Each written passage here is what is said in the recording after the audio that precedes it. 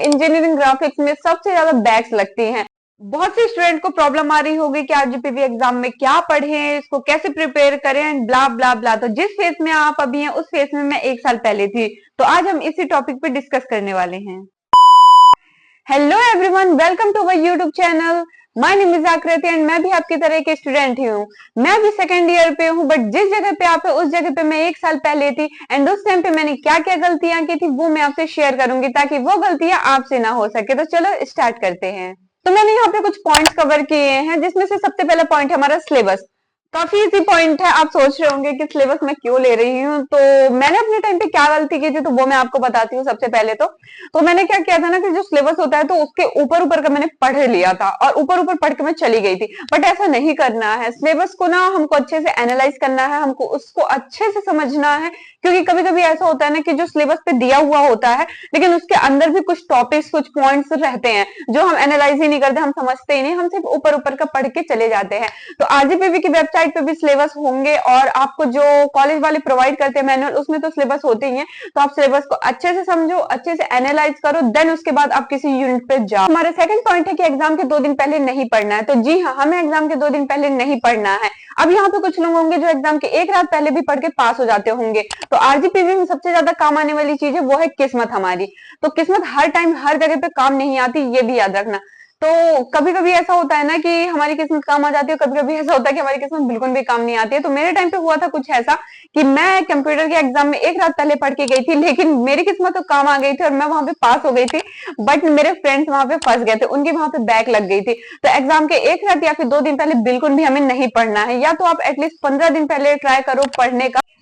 तो हमारा third point है नोट्स। जी हाँ, notes banana is must important. तो नोट्स आप जरूर बनाओ, क्योंकि मेरे टाइम पे ऐसा कुछ हुआ था कि मैंने नोट्स नहीं प्रिपेयर किए थे और जब मेरे एग्जाम पास आए थे ना तो मेरे पास नोट्स थे, ना मेरे पास कोई पढ़ने का जरिया था। तो मैंने चूज किया था यूट्यूब। लेकिन यूट्यूब पे हमारे इतने सब्जेक्ट के कंटेंट्स नहीं होते हैं कि हम उसे पढ़ सके, या फिर यूट्यूब में काफी लॉन्ग वीडियोस होती हैं तो हम 2x में भी देखें ना तो फ्रस्ट्रेट हो जाते हैं।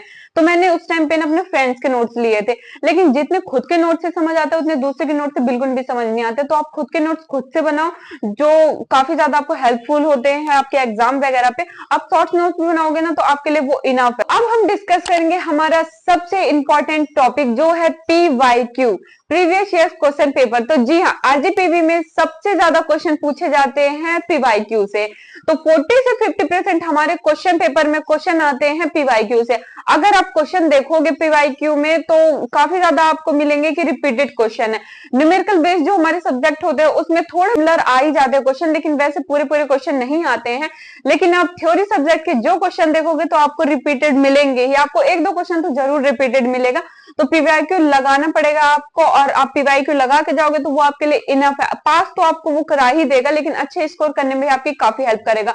तो पीवाईक्यू आप जरूर से लगा लेना। तो अब हम डिस्कस करेंगे हमारा लास्ट टॉपिक है जो है प्रैक्टिस। अब मैं प्रैक्टिस की बात क्यों कर रही हूँ, चलो मैं बताती हूँ। तो हमारे फर्स्ट सेमेस्टर में ऐसा होता है कि हमें ना सेट के हिसाब से सब्जेक्ट्स मिलते हैं। तो पहले हम बात करते हैं सेट ए वालों के लिए। तो सेट ए वालों में जैसे कुछ सब्जेक्ट होते हैं civil, mechanical, computer, physics and जो हमारा है M1।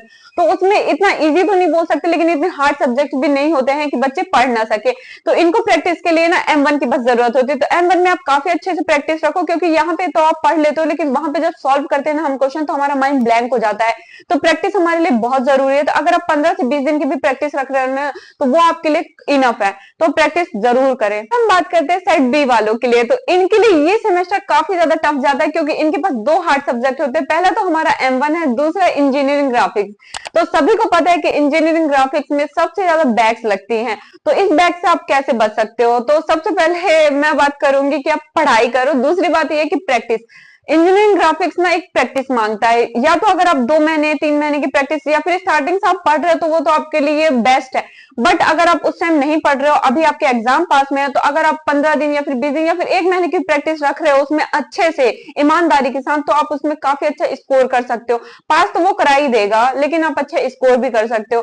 तो प्रैक्टिस इज मस्ट इंपॉर्टेंट, आप प्रैक्टिस जरूर करो। और M1 की भी आप 15 से 20 दिन जैसे मैंने बताया आप उतनी प्रैक्टिस रखोगे तो इनफ है, लेकिन प्रैक्टिस जरूर करना, प्रैक्टिस बहुत मस्ट है। तो यही कुछ पॉइंट्स है जो मुझे आपसे शेयर करने थे, यही कुछ मिस्टेक थी मेरी जो मुझे शेयर करने थे, तो मैंने शेयर कर दिए। एंड इसके बाद भी अगर आपको कोई डाउट है कि आरजीपीवी एग्जाम में कैसे लिखे, आरजीपीवी एग्जाम का पैटर्न क्या होता है, आरजीपीवी एग्जाम में कैसे अच्छा स्कोर करें, तो आगे की वीडियोस इसी टॉपिक्स पे होंगे, तो आप सब्सक्राइब कर लेना चैनल को ताकि वीडियो सबसे पहले आपके पास पहुंचे।